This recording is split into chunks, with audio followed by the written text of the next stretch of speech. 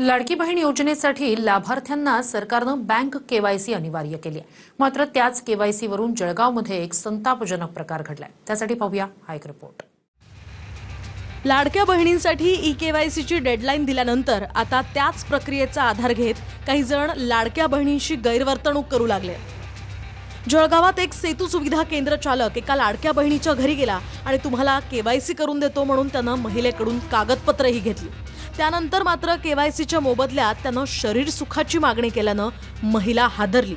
सुरुवातीला पतीला सांगितल्यानंतर पतीनं संबंधित व्यक्तीला दम दिला. त्यानंतरही ही व्यक्ती महिलेच्या घराबाहेर वारंवार फेऱ्या मारायची. अखेर महिलेनं रीतसर गुन्हा दाखल केला.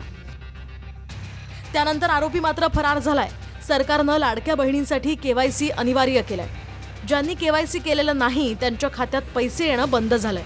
त्याचाच फायदा घेत आरोपीनं केवायसीच्या मोबदल्यात महिलेकडे शरीर सुखाची मागणी केली. दरम्यान काही दिवसांपूर्वी अपात्र लाखो महिला लाडक्या बहिणी योजनेतनं सरकारनं कमी केल्यात.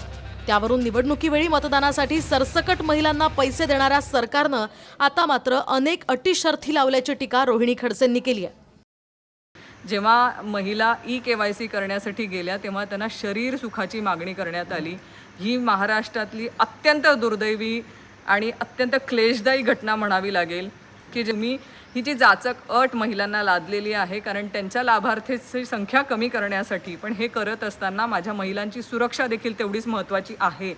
कुठल्याही महिलेवरती असा प्रसंग येऊ नये.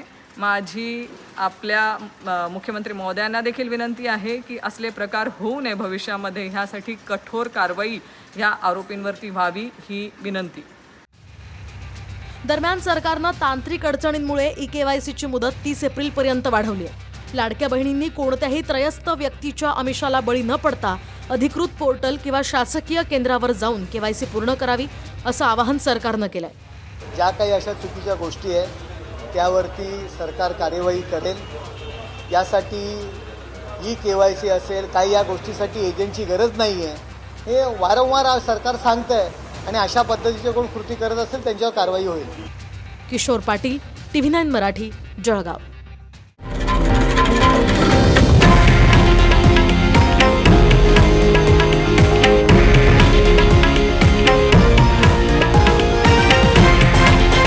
हे आहे देशातील नंबर 1 न्यूज नेटवर्क आणि आपण पाहत आहात TV9 मराठी, एकमेव.